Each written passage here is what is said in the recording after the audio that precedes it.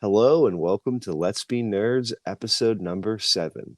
I'm your host, Stephen J., and today I am joined by my co-hosts, Gordon and Lizett. How are you guys doing? I'm doing great, Steve. How are you? Doing fantastic. Lizett, how about you? I'm doing good. Great. So today's episode, we are diving into the wild world of the DC universe, both film and television, as well as comic books. One thing that when we were planning this episode that made it stand out like it'll be an interesting one is the fact that between the three of us, we kind of all bring a little something different to the table as far as what we know about. Well, that's very true. For example, are more focused on the TV shows compared to the movies or comics. Yeah, and I'm more familiar with the movies going on right now, just because I haven't really had time to get into the comics, and the TV shows have annoyed me what little bit I've watched of them. So,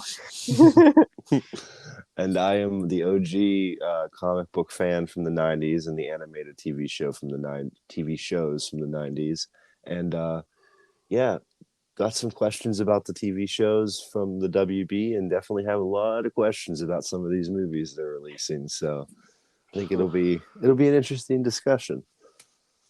Most With, definitely. with that being said, Gordon, why don't you explain to us what exactly is going on over at the WB?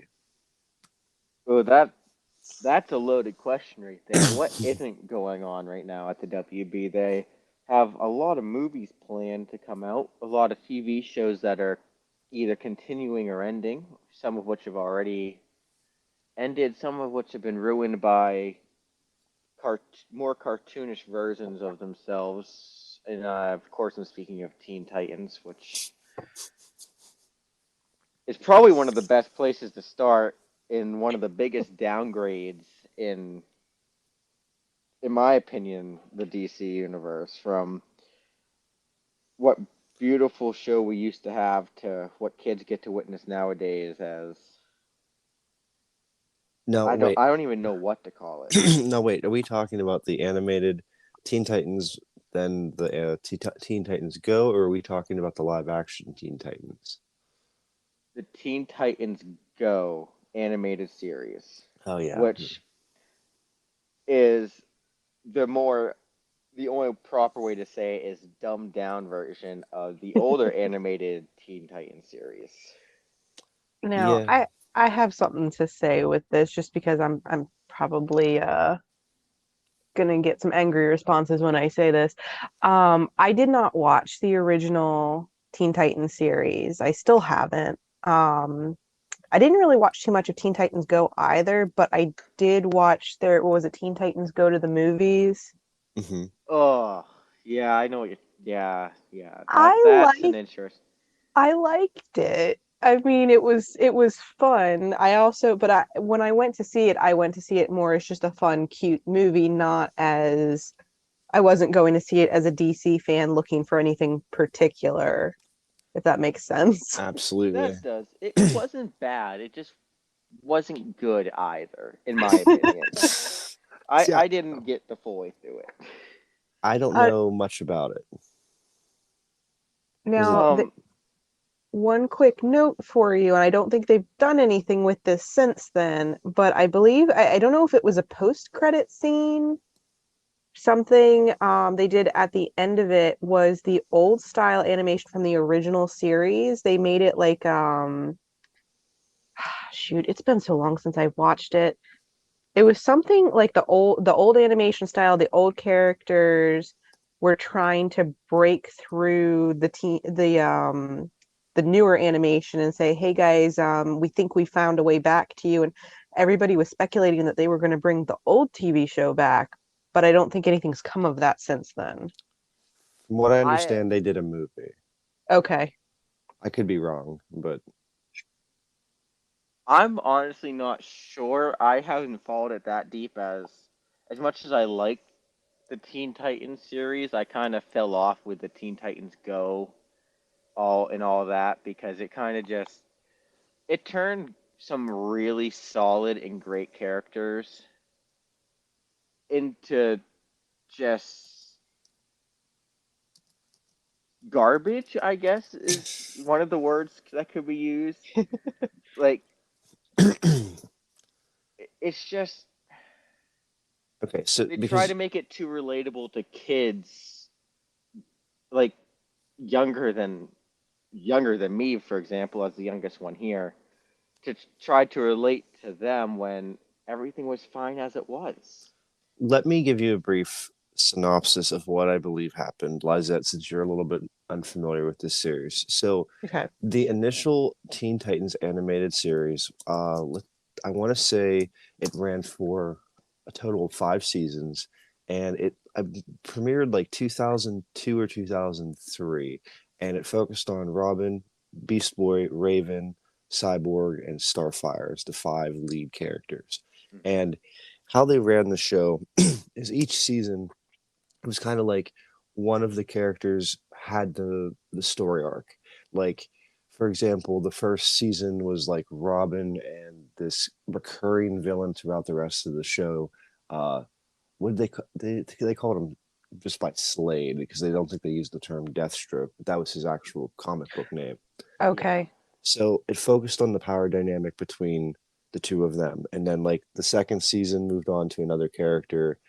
Then I believe the third season was Tara, who was in the comic books a very, very prolific character.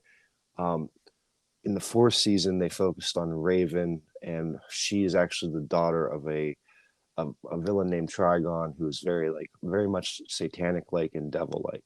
So here's what I think happened. They had a stellar cast.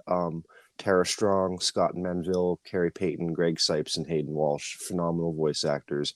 They had constant guest stars that were phenomenal.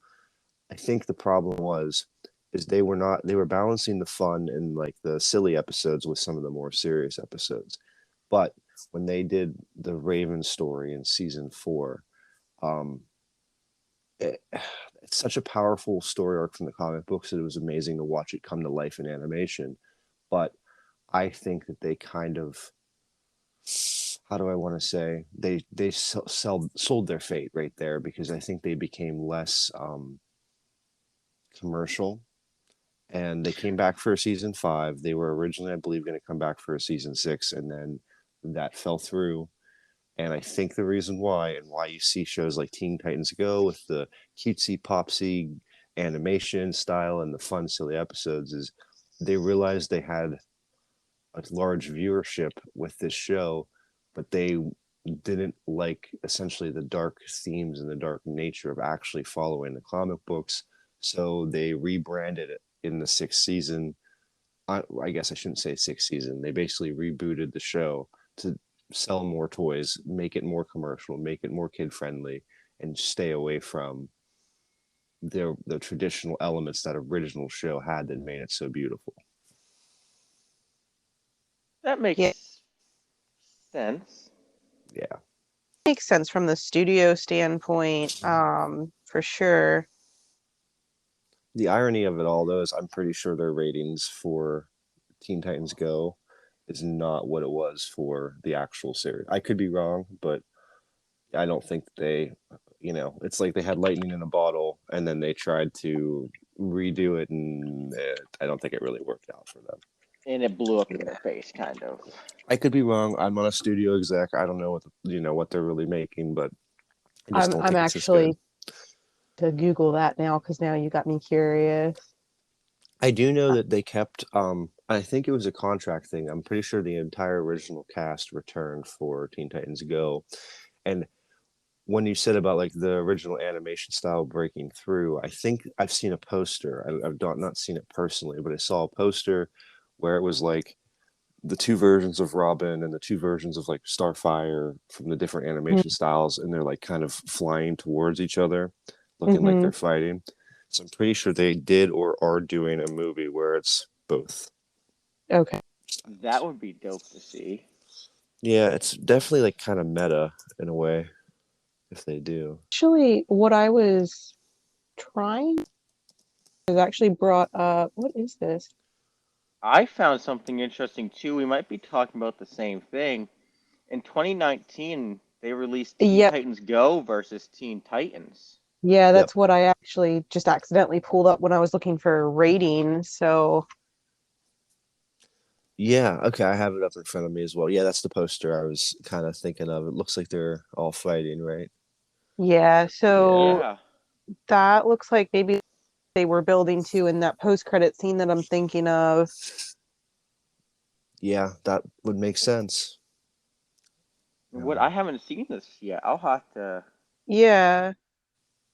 when I get home tonight from work. I'll have to rent this and take a look at it. On May 27th, 2021, Warner Bros. Announced that Teen Titans Go would be getting a third movie with Teen Titans Go See Space Jam, where they cross over with Space Jam as a way to promote Space Jam: A New Legacy. Are you? Oh, Fucking Oh yeah. my God! Stop trying to Oh, make Space Jam. Space Jam's not. We're not talking about Space Jam because that's going to lead to like an hour-long conversation that we do not have time for right now. I'm going to give you my early summary of what I think one of the major problems with DC Universe is. Do you know, and it's the movie, the cult classic Mean Girls, when somebody, I think it's Regina George, is like, stop saying fetch, stop trying to make fetch happen. Like that, Oh, if I could take DC Universe, that is like the problem, is they try to make these weird things, and Warner Brothers in general, I guess I should say, because of Space Jam, but they try to make these weird things happen that nobody wants. Nobody's asking for this. like they're trying to copy Marvel. Yeah, yeah. That's but exactly they're what I was getting ready to say. They're in from what I've seen, at least get from watching the movies and all that. They're trying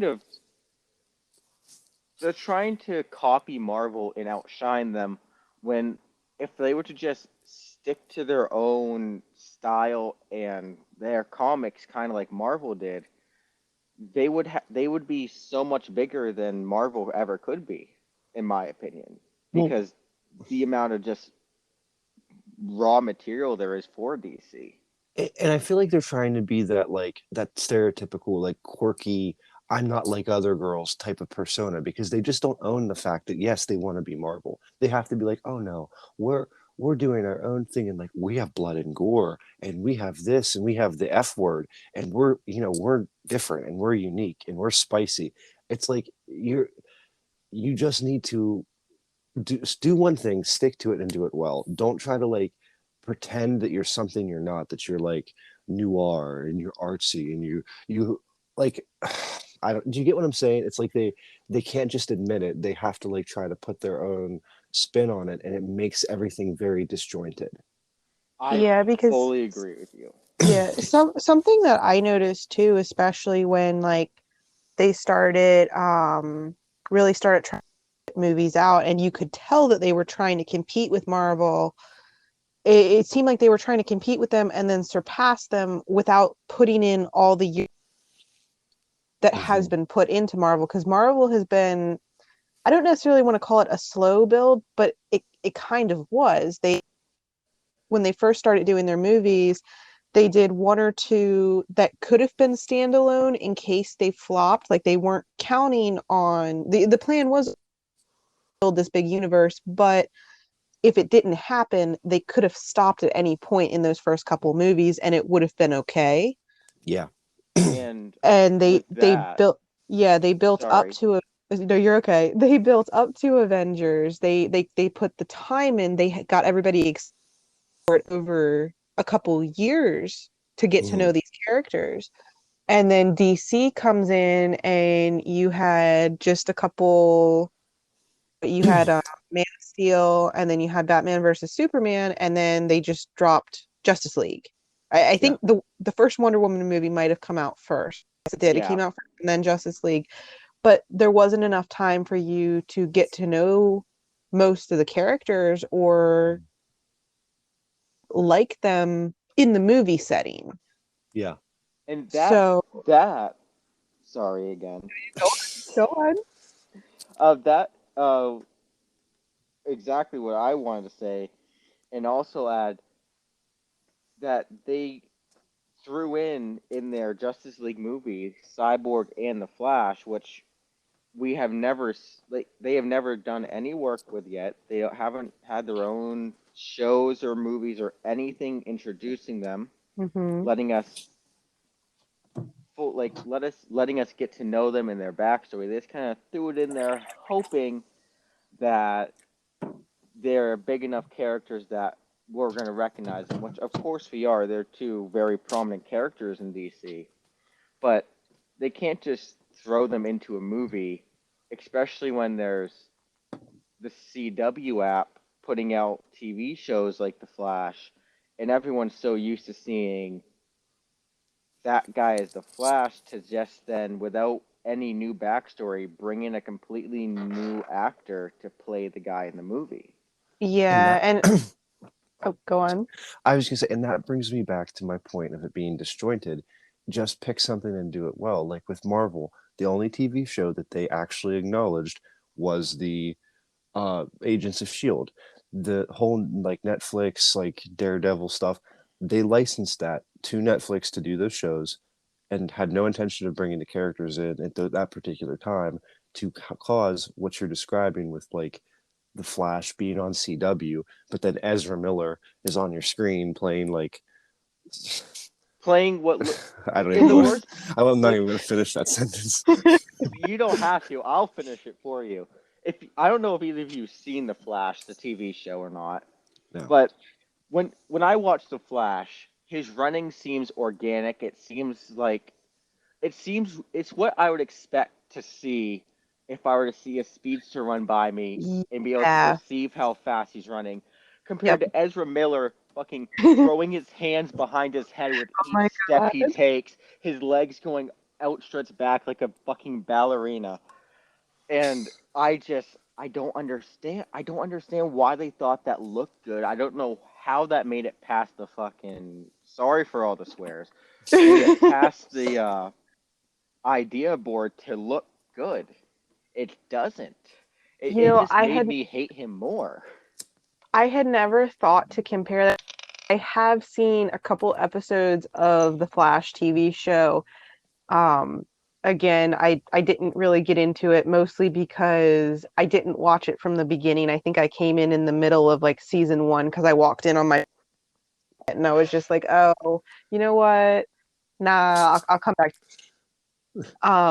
But you're right. I never thought to compare those running styles because the running sequences are so awkward. Like somebody's using like I don't know, like an old style action figure and like or like a Like puppet thing. like It's claymation great. almost. Yeah, like it's exaggerated and it just makes you It sit there doesn't need to and be. yeah, you're sitting there watching him going like, what the fuck is he doing? Like what? It does It look made me bad. cringe so hard. And like I'm sure I don't know if you guys have seen the Snyder cut of Justice Yes, League. I have. I I have have because not.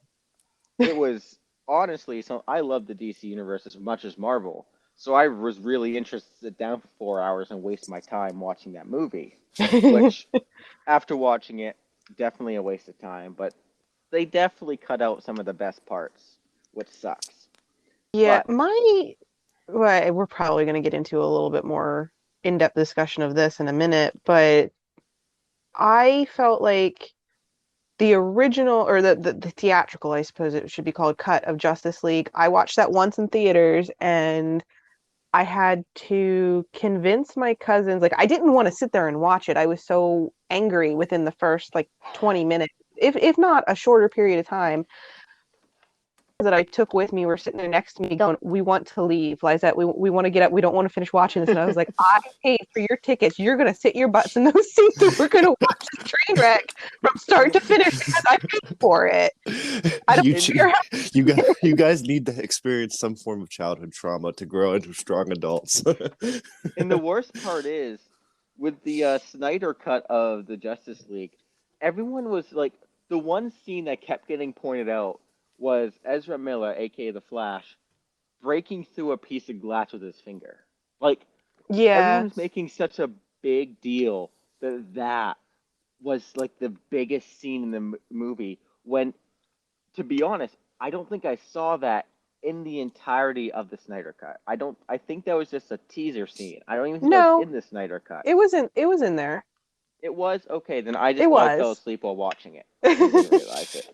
But So that's just such a uneventful scene to get hyped up about. He's a speedster. yeah. Yeah, he's gonna be able to break fucking glass. I Like he don't can throw lightning.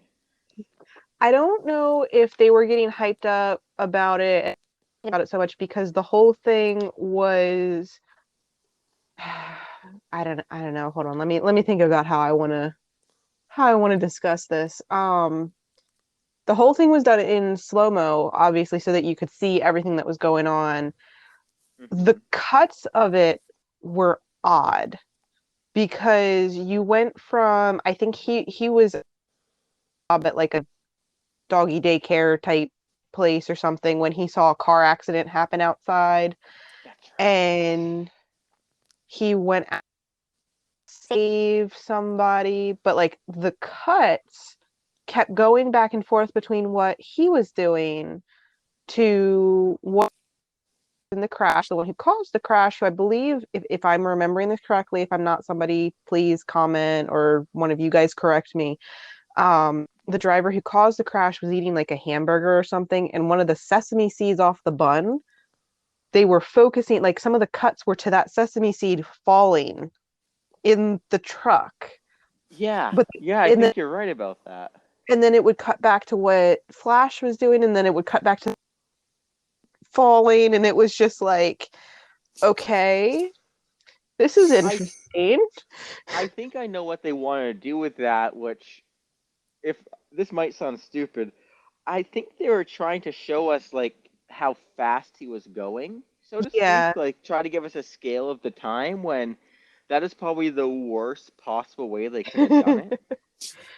That you're already showing they're already showing us how fast he's going by how fast he can get to the accident and save everyone while the accident's happening.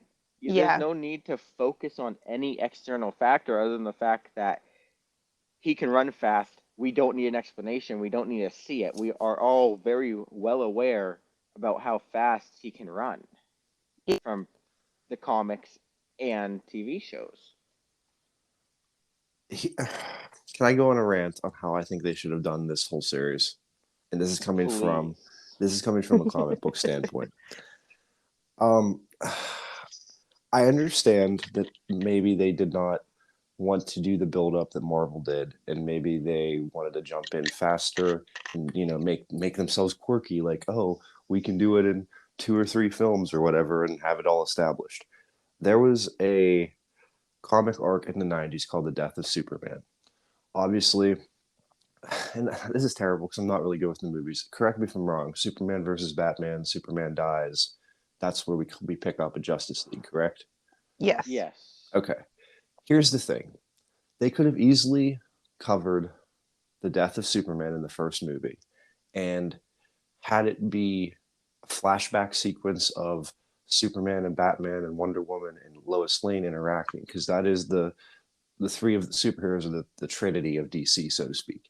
So hmm have it be the cold opening of the artwork of all of the superheroes carrying Superman's casket, as it was in the 90s in that comic book arc. The pallbearers and everyone's crying and what have you. Have that be like a where do we go from here in the present day? Have it be flashbacks towards Superman, Batman, Wonder Woman's relationships, the potential love interest that happened between Wonder Woman and Batman, Superman and Lois Lane, their engagement, potential marriage, what have you, and have it be a situation where the three of them are friends and are discussing like, wow, this is have it be Superman's vision to have like a Justice League, and have it be like, you know, they could be in the Batcave talking about like, okay, we know this Green Arrow and this Black Canary. They're like a team over in what's the city, Gordon? The Green Arrows. Star City, Yeah, be right? like we're hearing all this stuff about them. Like maybe we should contact them and see if they want to form like a league. So have that be like in a planning stage. In the present day, Batman and Wonder Woman are sitting there like, what do we do? Well, let's now that we lost the most powerful man on the planet, we need this Justice League now more than ever, and have them go out and assemble the league in like Superman's honor. And while the whole time Batman's behind the scenes figuring out, oh, Superman's not actually dead, he's in the Phantom Zone, because that's like I believe what happened in the comic books. They just had to like bring him back Uh-huh. and like build it up that way, and throw in like the villains are going crazy because now that Superman's dead, they think they can just get away with anything. And then you could have Wonder Woman be the powerhouse that she is, going around enlisting and recruiting all these people. Um, Maybe even have already wheelchair bound Barbara Gordon step in as Oracle, doing the computer work, of like finding these superheroes.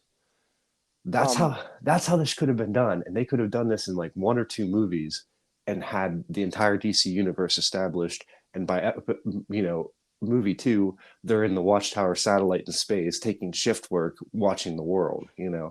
Yeah, I think that would have been, well, it definitely would have been much more powerful than what we have going on right now. But it also would have captured our attention, because then it's like, oh, okay, what stories are they going to tell us? Like, these are the stories that we know, but how are they gonna convey some of this to the screen? I personally really like that idea of telling stuff in flashbacks, like stories kind of simultaneously. I think that would have been really interesting, and that would have been different from Marvel, which would Mm-hmm. have let them shine separately rather than trying to compete. Mm-hmm. yeah, Hey, definitely. send me a contract, Warner Brothers. I can help you. But the thing is, and I kind of understand this because, and I hate to admit this because I love DC so much. There are so many powerful characters that I'm obsessed with, but I also can recognize that I don't know if they could carry their own independent film. And maybe that's where they were coming from, like how they just, threw in Flash and Cyborg and really just kind of half-assed it. Like, let's take example, like a character like Black Canary.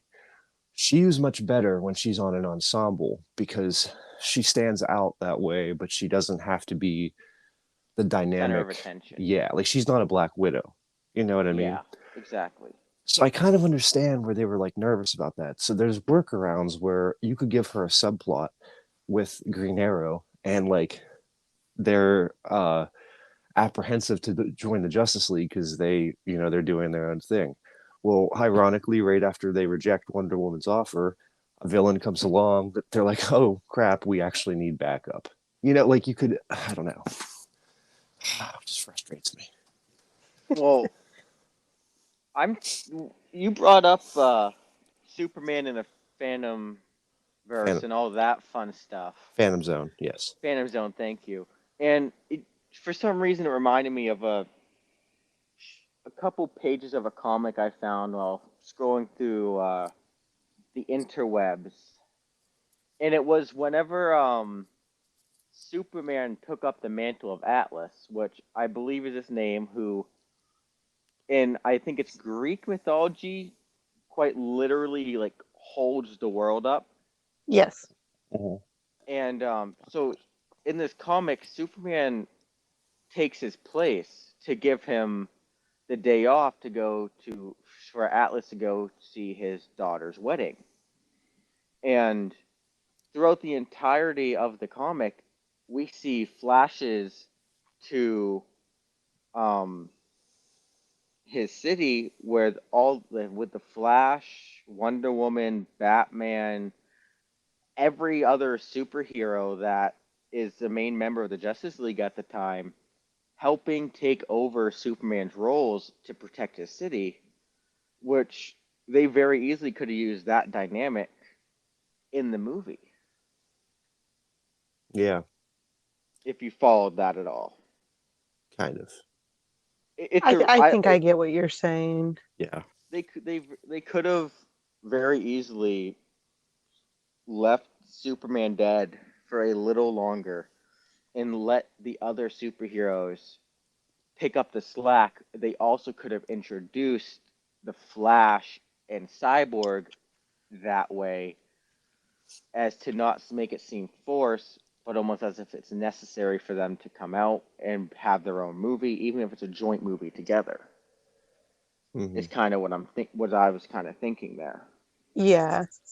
It would have given them the opportunity to introduce a couple characters to make the Justice League movie just that much better with more background to the characters they had in it. Yeah.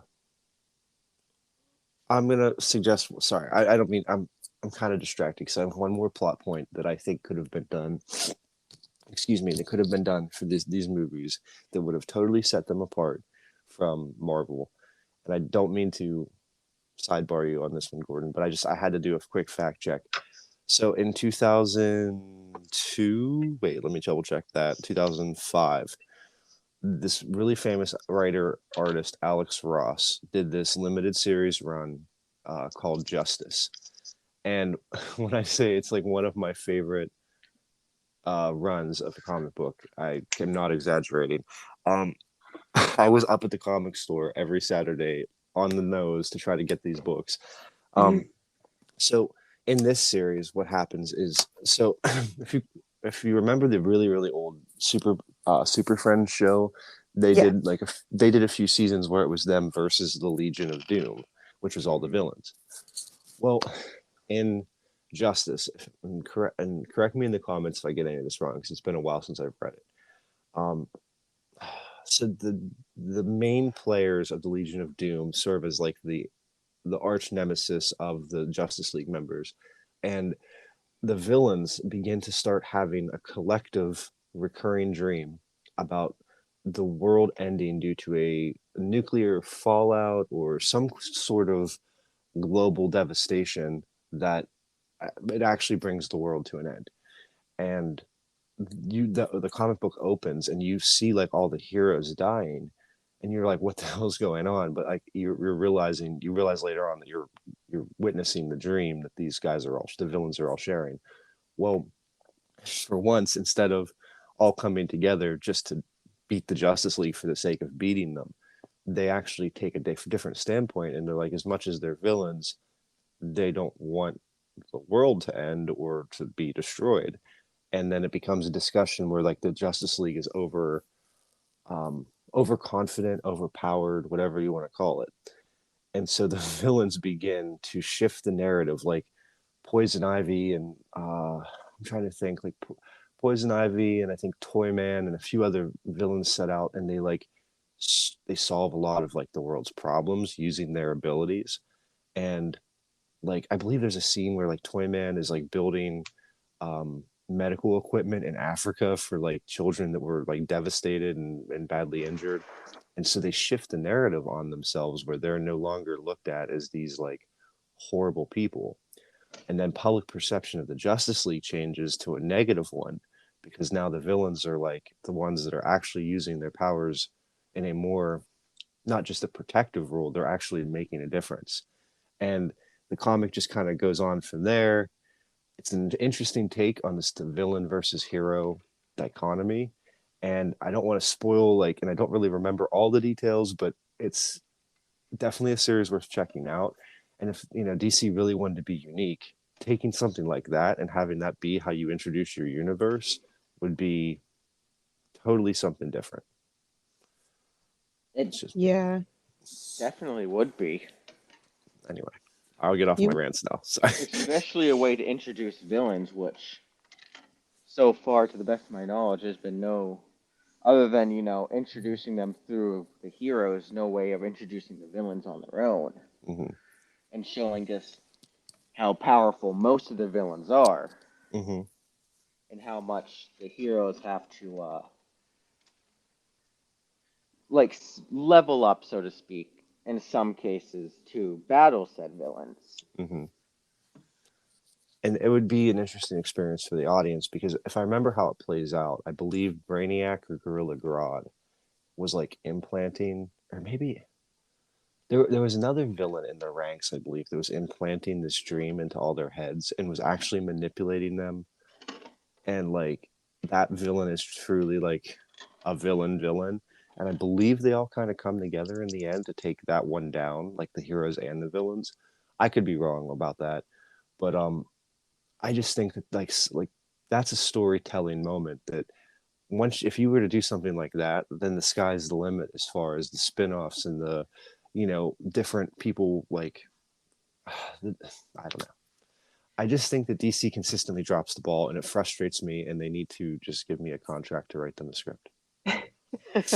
All I three of us think, to write them. yeah, Yeah. I think part of the problem though is those are all really good stories. Like we would all love to hear a new type of story, but at the end of the day, they're not really telling stories. They're about making money.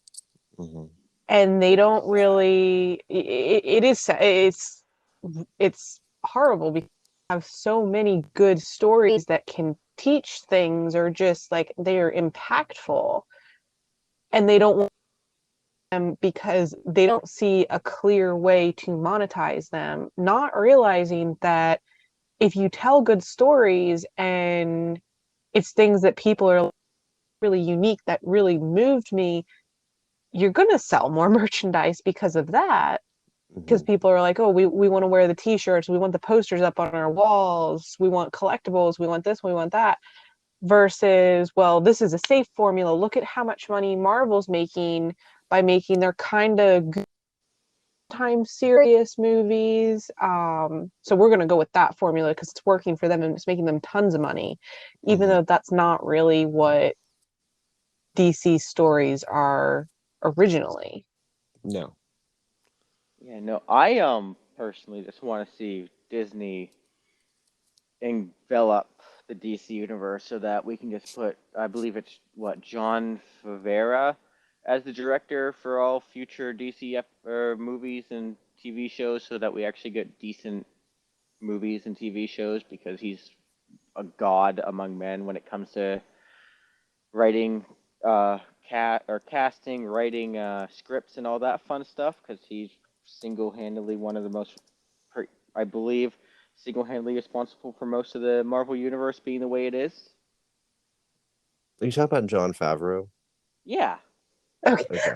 I, I couldn't, I I, couldn't, I don't, I can't pronounce his name, and I'm not going to attempt to do it. All I know is that I'm pretty sure he's single-handedly responsible for the Marvel universe being the way it is, and they need someone like that for DC, which is why Disney just needs to put out $1 trillion and buy DC. see, I It's will not like agree. they don't have that much money. I will agree that I definitely think the changing in directors and producers and stuff that DC has faced has definitely been an issue. But I don't know if I really want Disney to do that in a sense because to, to me, Marvel has always, and I don't want to say, and when it comes to the comic books, I've always been more drawn to DC because for a lot of the time, the Marvel storylines are more, I want to say outlandish and maybe childish. I don't know if that's the right word, but they're more cartoony. They're more child friendly. Whereas the DC universe has gotten into some of like the darker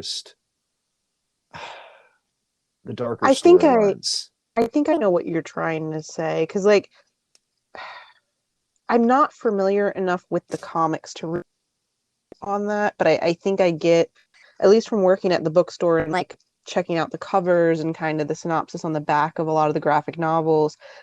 Um, the Marvel books were always a little bit more, not necessarily lighthearted because they did also touch on some dark subject matter, but more often than not, they were kind of kid friendly, like you said. Whereas Mm-hmm. DC, there would be ones that I would look at and be like, "Oh wow, we're selling this now." Okay. Have you read or seen the movie, The Killing Joke? Yeah, when he how Because Barbara Gordon ended up in a wheelchair. Yeah. Yeah, I mean, the Killing Joke is kind of that and the Red Hood. Those two movies, one after another, are or pretty much one and the same, I should say, are oh, they get pretty dark. I Yeah, they're mean, I haven't seen the but I have seen the Killing Joke and it gets pretty brutal in some parts. Which that's an is understatement. yeah. It's Joker interesting. outright beats, I believe it, just outright beats Robin to death and then blows him up. Well, Oh, beats him near to death and then blows him up in a warehouse right before Batman can get there to save him. And then Ra's al Ghul comes along and wanting to repay a favor he owes the Batman, puts him or puts Robin in the Lazarus pit, which brings him back to life. But he has this very he has a thirst for blood. I forget the proper name for it, and then he is just goes on a killing uh spree. is that when Jason Todd is Robin or the Robin at that point? I can't remember. That's why I have been avoiding saying the name. I think Okay. it is Jason Todd though. In the Killing Joke. Yeah, is it not? He No, not no, the not in Robin? Oh, I'm sorry. in Red Hood, right? Is the one you're talking about? It should be the same Robin. Red Hood. Yeah, Okay. that was Jason Todd. Yeah, Jason Okay. Todd got the thirst. I can't remember the proper name for it. What you get out of the Lazarus pit when you're revived from the dead. It's some. It's like bloodlust. That's the word, bloodlust. Hmm. And he is focusing all of his rage on the villains in Gotham because Batman refused to kill the Joker after catching him when he just killed Jason, which, if I'm correct, was one of the closest of Batman's sons, so to speak. I'm pretty sure he was closest with Jason compared to any of the other ones. Well, That or Damien. Him and Dick Grayson had a big falling out right before Jason came on, and it's it's not so much that I don't think he was necessarily Batman's favorite, but he was like I think Batman always subconsciously knew that Jason Todd was too risky and too bullheaded and too brash that like he always like kind of overprotected him because he knew something bad was going to happen or like he was going to be That potential to yeah. go a little bit darker Snap. than what he wanted. Yeah. Yeah.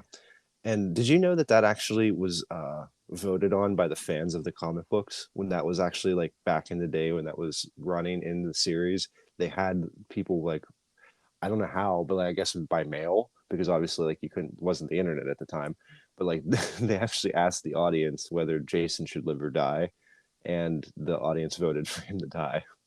Which is kind of Wow. fucked up. Yeah. But honestly, I'm happy they did that because now we have this amazing uh cart or we had this amazing TV show or I should say movie and comic book series Yeah. that has stemmed from that choice, which Have I you like guys it. have you either of you ever heard of the Identity Crisis storyline from the Justice League? I do not believe I have.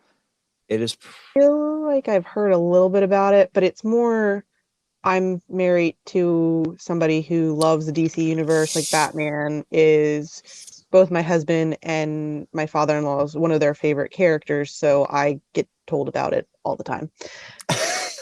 well, it's a very dark storyline, and I would love to tell you about it. But before we do that, we're going to take a quick break and we're going to hear a word from our sponsor, and we will be right back. So, the Identity Crisis series, another one that really just dove into a dark area of storytelling related to superheroes that I was definitely not expecting. It was released in 2004, I believe summer of 2004. And for people that don't follow comic books, this is like an overall theme that it seems like they always try to do even to this day is they run like through the fall, winter with their normal storylines and then every couple of years they'll do these crises and it's ironic because Marvel and DC both like use this term like there's the multiverse crisis, and there's the identity crisis, and infinite Crisis crisis. on Infinite Earth. Oh my goodness, Yeah. it's like, Probably my favorite one. and what they do is it's like usually a summer based event, because the kids are like out of school, they're more able to, hit the local comic store up. It's been like this way as long as I can remember, and probably even before that. So anyway, I was a kid and this identity crisis was coming out, and all year they're building up to it, and it finally drops. And I'll be quite honest, I at the time was pretty young. I did not really know what I was getting into, but essentially it's revealed in this storyline that a character by the name of Elongated Man, his secret, his I know, it sounds stupid. He's think I of hate him and think love of him at the same time. think of Dollar Store Mr. Fantastic. That's basically what it is. Um, so he's on a watch, and there's some villain that he takes down or whatever. Um, but while this is going on, and while he's on duty, his wife Sue Dibney is murdered in their apartment. Like, as you're reading the panels, it's like happening at the same time, and through that, it comes out that, like, obviously the other heroes are protective of Elongated Man, and they love Sue. She kind of was like a Lois Lane, where she was very active at like the JLA headquarters and was very involved, kind of like an unofficial member with no powers. And the higher ranks of the Justice League, like the Green Arrows and the Flash and different things, different characters like Hawkman, that are kind of, your B tier, they reveal that their prime suspect in the murder of Sue Dibney is Dr. Light. And Gordon, you'll remember Dr. Light from the Teen Titans show. He was obviously, his powers are just like shooting light beams, and he was kind of portrayed as like a shitty villain, like not very good, kind of haphazard, sea level, easily taken down bad guy. Well, Yeah. the reason why he's portrayed that way in comic books and TV shows is because at one point, when he was before, gosh, I have to like mind my words, because I don't even know if I can use this word on the show, so I may have to come back in and bleep this out. But Dr. Light at one point was not a cartoonish villain. He was a monster, and he was a psychopath. And he, from what I can remember, I believe he broke into the JLA headquarters while Sue Dibney was there by herself. The team was out. He beat her and her. And the Justice League basically came into this situation and saw it, and they took a vote. And after they apprehended him and he was mad, so they voted to allow Zatanna. She's a sorceress, Justice League member, very powerful. She's kind of like the Scarlet Witch of the DC universe. And they voted to allow her to use her powers to mind wipe Dr. Light, and to alter his this episode now. and to alter his personality to make him like this bumbling buffoon. And needless to say, in this comic book series, Dr. Light has regained his memories. And then this opens up this whole discussion of how the Justice League has been mind wiping and altering for years. At one point, they revealed that supervillains had taken over, like mind control wise, some of the members, and revealed their secret identities. So when the Justice League, figured out how to beat them and stop them, they had Zatanna do the same thing, where she mind wiped them and made them forget everything. So then it dives into this whole, moral thing of these heroes are out here just doing this randomly, and basically, if they determine that they want to do it, they can do it. And should they have that ability to use their powers in that way, essentially, is the whole discussion. And that's like, Marvel could never, like, that's not a storyline you're going to find in Avengers. I'm sorry. Well, you almost find something like that when you watch the Shield TV show. It gets a bit darker in the Shield TV show, in my opinion, for Marvel wise. Yeah. not as dark as DC has ever gotten. There's Marvel will never match the artistry of DC in that matter, but they definitely touch on it in Marvel. But that's probably the only Marvel show that I can think of that has any graphic anything Hmm. in it that's like noteworthy. And you look at Marvel's success with Deadpool. All's DC had to do was basically make Deadpool, not Deadpool style. I mean Deadpool rated as far as like the R rating or whatever. Have that be their brand. Have Justice League be the dark, raunchy, like superhero grit, villain grit type of stuff, and they would have been doing something totally different. And I think they would have definitely got a huge following. I agree with that. Yeah. And sounds like that with this awkward science, it sounds like that's the end of that conversation. Um, You never, and never point out the silence, Gordon. You're always just point out the silence because that's the way no. I am. And so I'm gonna segue us to happy fun times over in Aquaman land. Oh Um, no, no, don't get yep, me started yep, over no, here. oh no, we're starting this to segue into other things later, and Um, there's only one reason why I want to bring up Aquaman. It's to say one very simple sentence, one sentence that needs to be said. Fuck Amber Heard, and that's I all that li- needs to be said about the Marvel series or the knew I series. knew that was the sentence. I almost said it with you just to prove that I knew where you were going with that. Because I don't like. I don't know if you guys have followed up on this as much as I have, because I am a very big Johnny Depp fan. I love him to death, and I wish I could meet him. But I've been following this story kind of closely. And with everything coming out in favor of Johnny now, or I should say Johnny Depp, I don't know him personally, can't just call him Johnny. Um, with everything coming out in his favor, Warner Brothers has already said that they are not going to bow to fan pressure to remove Amber Heard As from Mira. Aquaman 2 as Mira, and that they're not even, and there's rumors that they're going to limit her screen time, and that they've said that they will not bow to fan pressure, which is all fine and dandy. I just can't wait to see the very first DC movie to pull negative revenue when it hits box office. Yeah. Because everyone who's a fan of Johnny Depp or has respect for people who went through what he went through are not going to go see this movie. There are every single community I'm a part of that is thousands of people large have already claimed that they are not going to go watch this movie. They have no plans of supporting them for keeping Amber Heard in the show, which pains me that they are, and it pains me that they're not even giving Johnny Depp any of his. I don't believe they're giving any of his roles back, i.e., in Harry Potter as Grindelwald, which pisses me the fuck off. But that's not now. That's Harry Potter episode later down the road.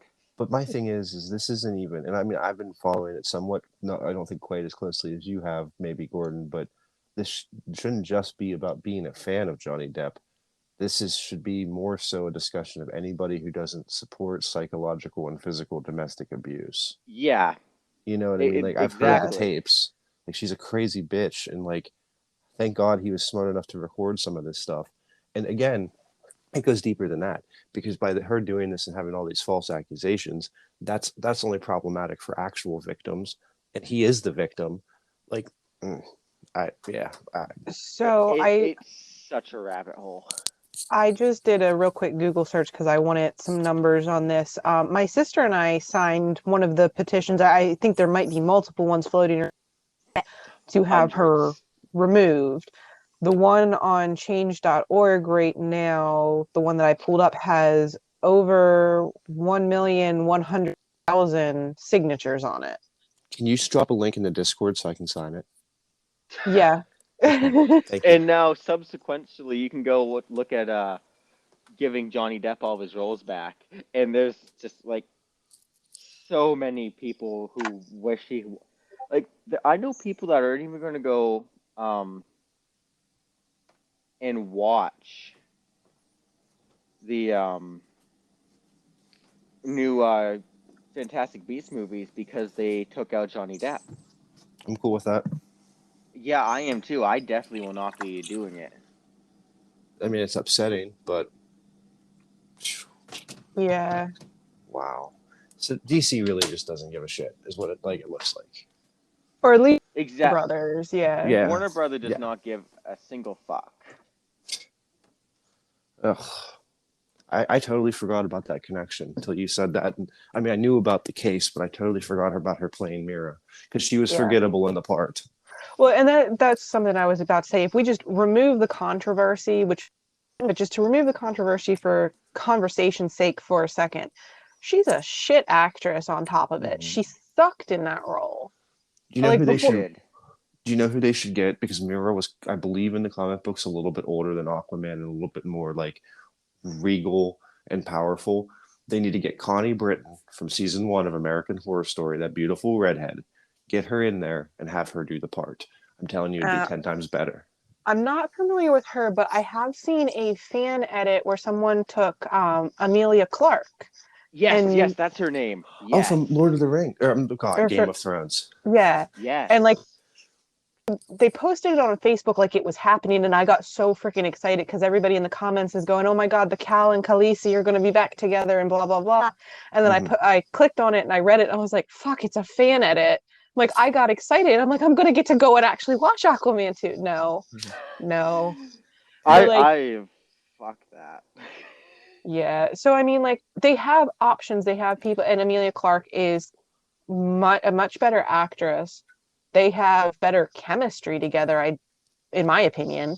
But at the same time, if they didn't want Amelia Clark or if she didn't want the role, there are, like you said, those who could take up that mantle and would do it better. Just removing the controversy from it, just looking at it from an acting standpoint, would do it so much better.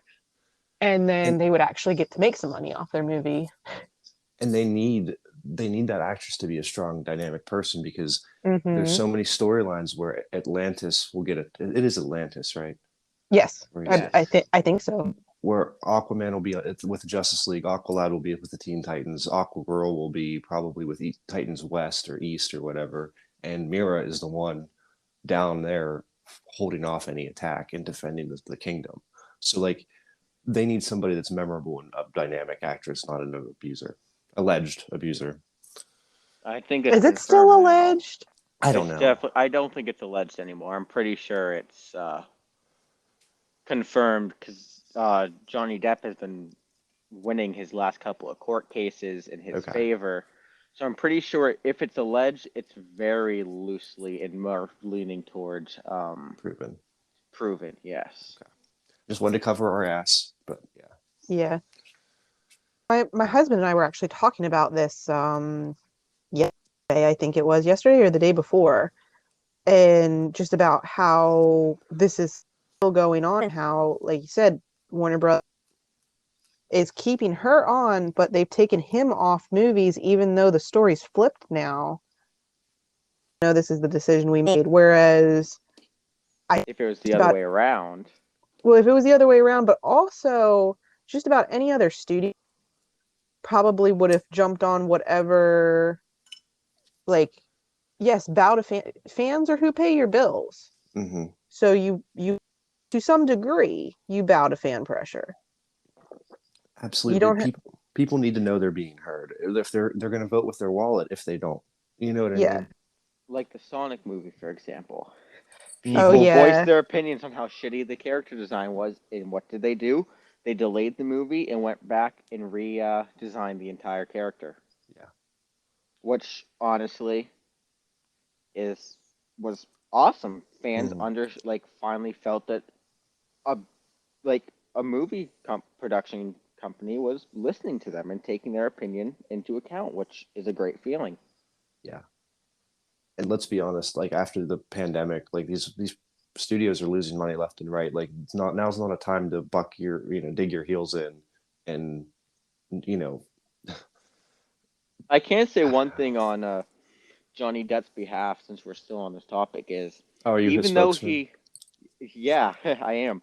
Even though he got fired from the Fantastic Beasts set, his contract had him signed for the movie, and because the way he sets up his contracts, it's Oh, he still got you paid, pay didn't me he? all up front, no matter how Oh, much of this movie I do. So they had to Yeah. pay him for the full movie, even though they fired him. good for him. So he got all the money for that movie, and I'm pretty sure any other movie he planned on doing and had signed contracts for, he got paid for because the way his contracts were, That's where he awesome. gets paid up front and then Yeah. does the movie, I do remember reading something about that as well. which is awesome. Yeah. Yeah. Okay, so refocusing on DC, Gordon, what the f is going on with the WB's costume design though? Because some of them Oh, look really don't. bad. Should we bring up Harley Quinn in Ugh. Suicide Squad and how she looked like um the main character out of Chainsaw Lollipop, the video game that I'm sure no one but me knows about because I'm weird.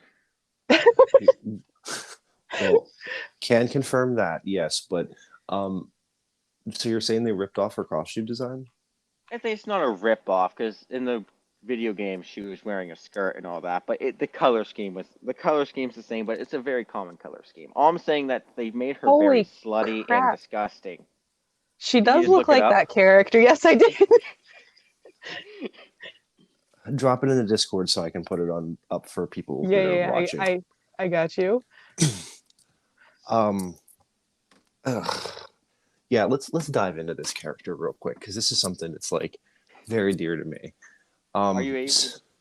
Go ahead. Sorry, I No, was go asking ahead. her if she was able to upload the picture because she was having issues with Discord. It's letting me put the picture up. The bots don't like me There, today. there you go, Steve. That's the picture right there. Oh, If for God's sake, if it's literally identical. exactly, except for the skirt, it's identical and it's Are horrible.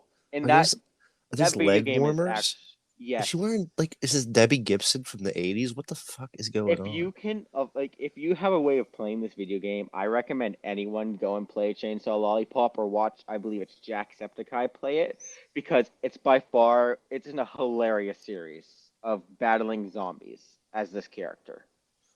Okay. Might be worth But checking out. that's off topic. Let's get back to Harley Quinn. Okay. Again, I feel like this has just been me ranting for 45 minutes and I apologize. So the origin of Harley Quinn was actually the Batman animated series from the early 90s. Paul Dini and Bruce Timm designed this character as a one-off, one episode appearance. Um, she came, the origin of Harley Quinn actually came from the soap opera Days of Our Lives. Harley Quinn was a rollerblading jester type character in a dream sequence, and she was played by a comedian and actress, Arlene Sorkin.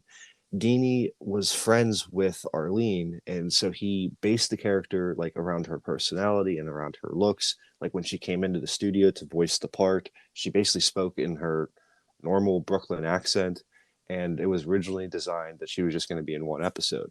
Well, because of popularity in the TV show, she was brought back for more, and the production team at the time was having an issue because the debate was giving the Joker a love interest kind of humanizes him, and like, do we really want to go that route, or do we want to keep him as like the crazy bad guy? It was like a whole debate, but Harley Quinn's commercial popularity actually kind of made them make that decision, and that's when they explored the power dynamic and the domestic. Ironically, the domestic abuse. We're circling back to that subject that she was experiencing from the Joker, and that saw her kind of strike out on her own in the TV show, befriending Poison Ivy and kind of taking a anti-hero role similar to Catwoman. At one point, Harlequin, Catwoman, and Poison Ivy had their own comic book series called the Gotham Sirens, where they were villains, but they did some good. this character is like a legacy in the comic books because it's the first character that I can think of that was taken from the TV show of its that originated in the TV show, transitioned to comic books, and landed.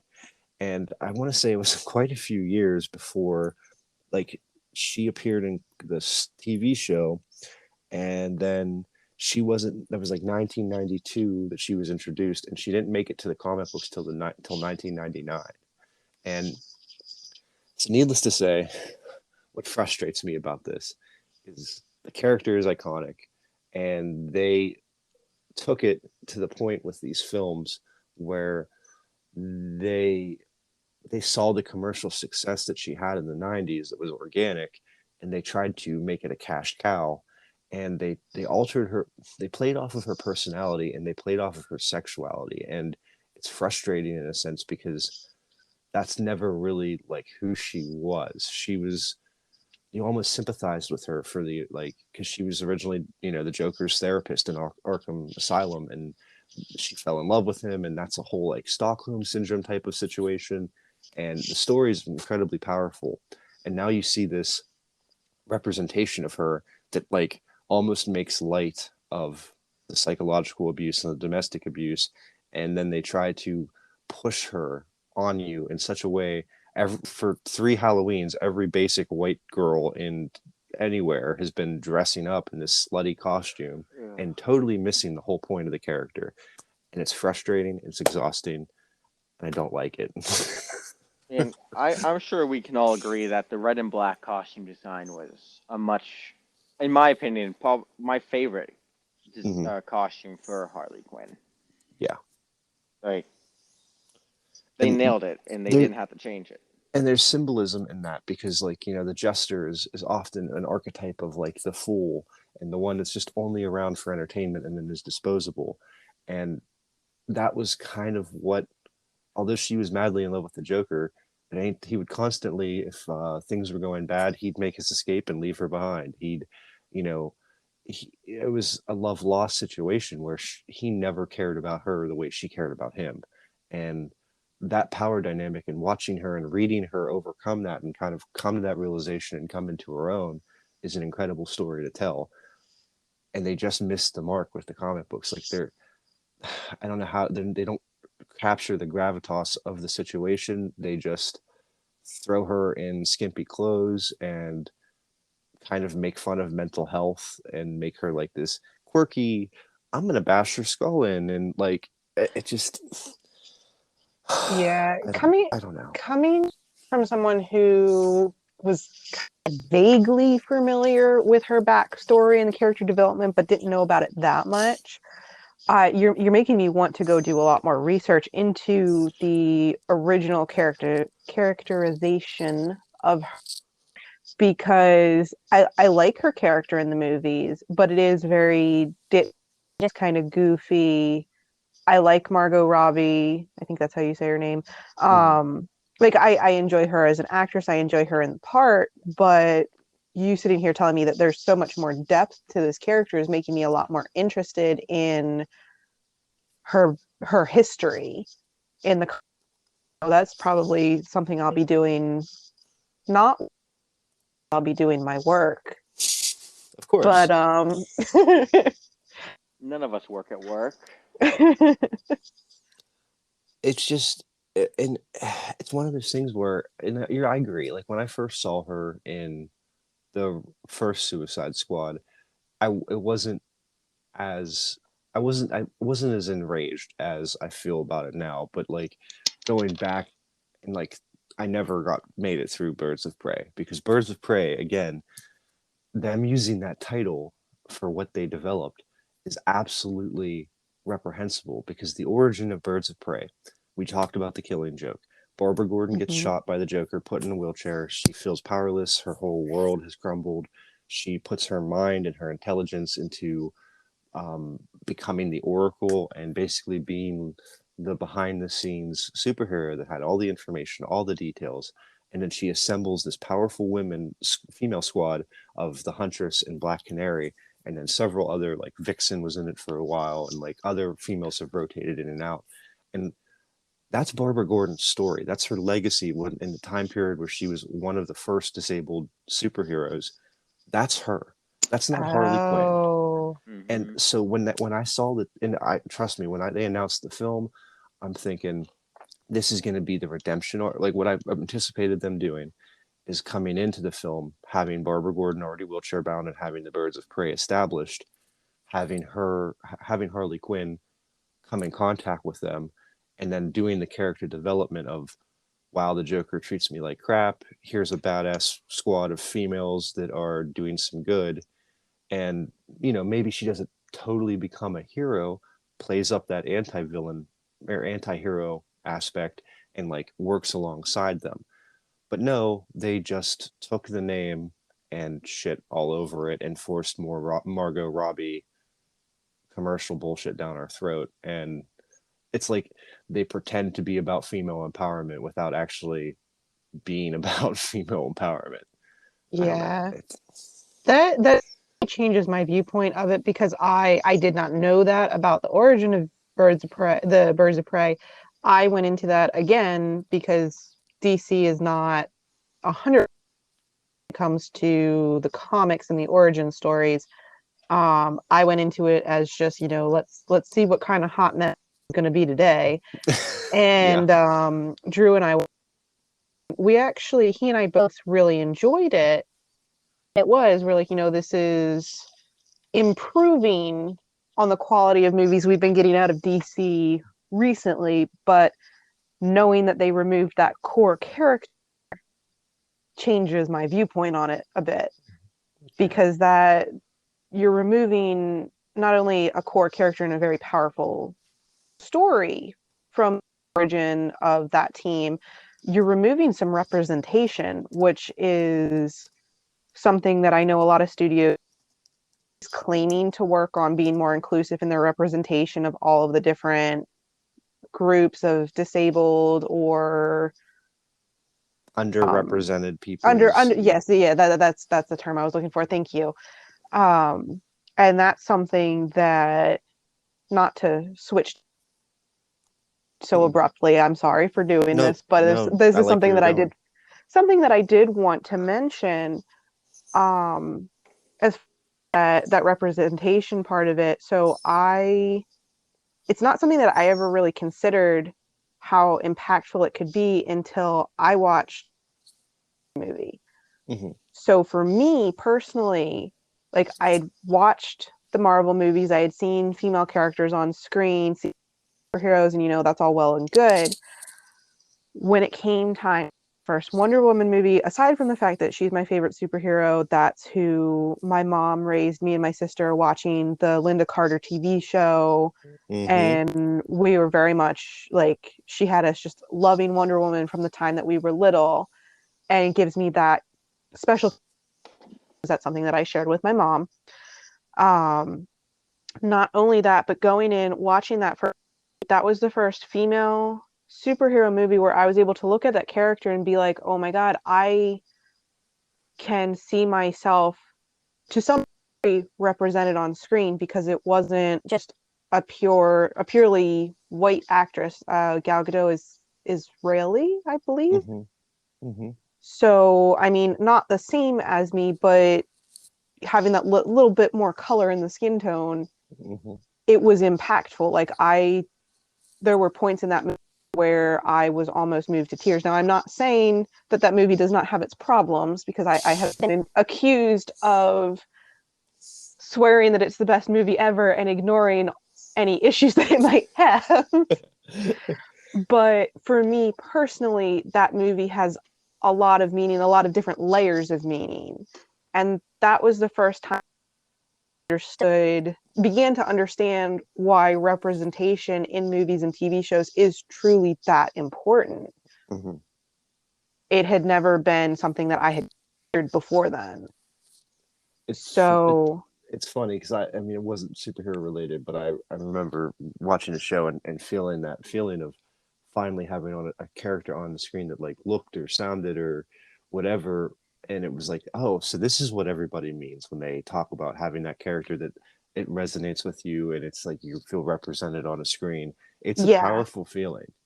Mm-hmm. That's pretty cool.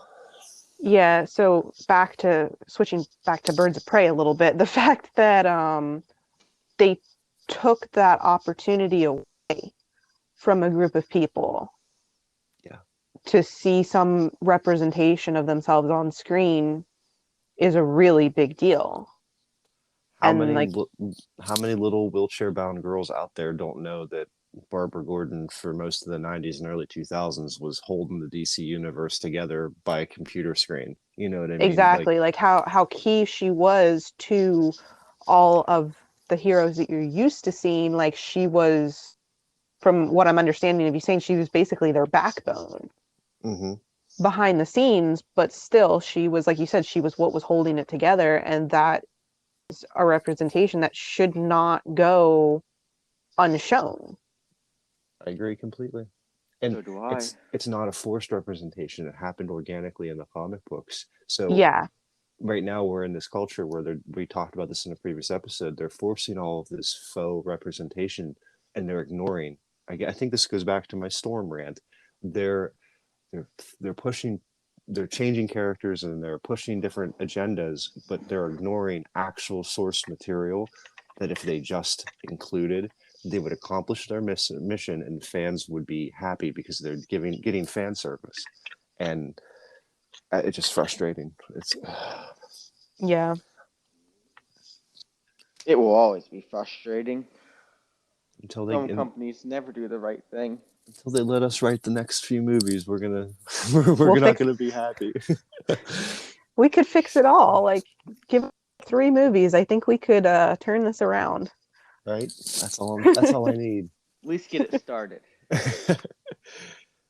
All right. Well, does anybody else have anything that we want to touch on? Because I know we're going a little bit long here, and I just want to wrap up. But before we go, anything we need to touch on that we missed? Um, No. I think yeah, I have a fun fact for anyone who doesn't know it, just because I need to at least have one in every episode. Mm-hmm. Um, there's a character that is owned by both Marvel and DC named Access, and his sole purpose is to keep the universe separate. What? Um, you know what the Source Wall is, right? Isn't that the wall that divides the two worlds? Yes.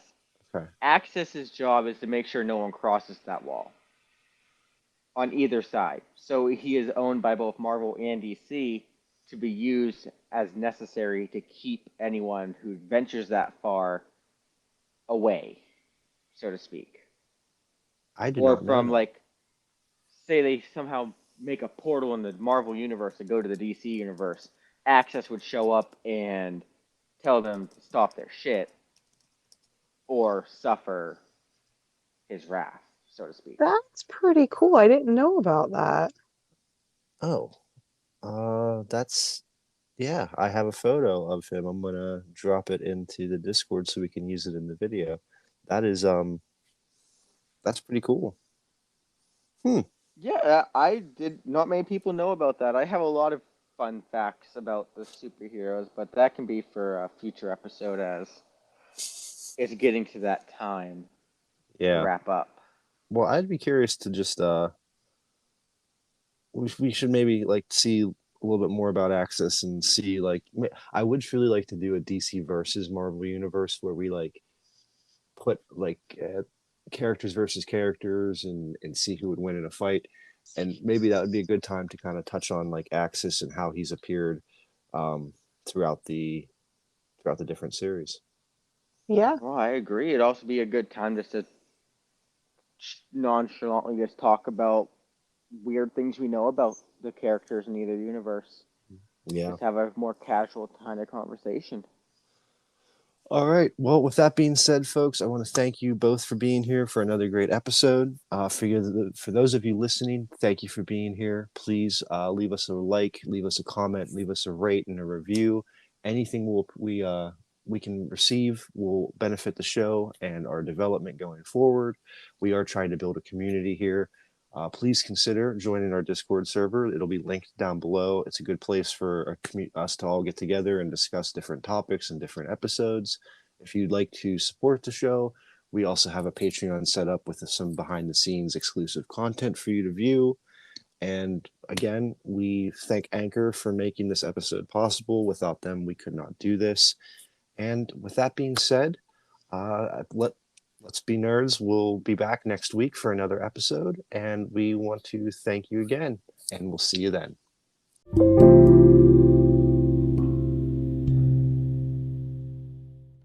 Let's Be Nerds is hosted and executive produced by Gordon Bryant and me, Stephen J. McLean. Today's co-host was Lizett Ayala. You can find her on Instagram at xshadowsongx. Let's Be Nerds is a production of Speakeasily Productions. Our social media manager is Kylie Gregg. Our theme song was composed by Robert Van Jacobs. You can follow him on Instagram at Bobby_Spector. To keep up with the latest about the show, follow us on Twitter at Let's the Letter B Nerds, or join our Discord server, which will be linked in the description box below. Thank you to Anchor for sponsoring our show, and thank you for listening.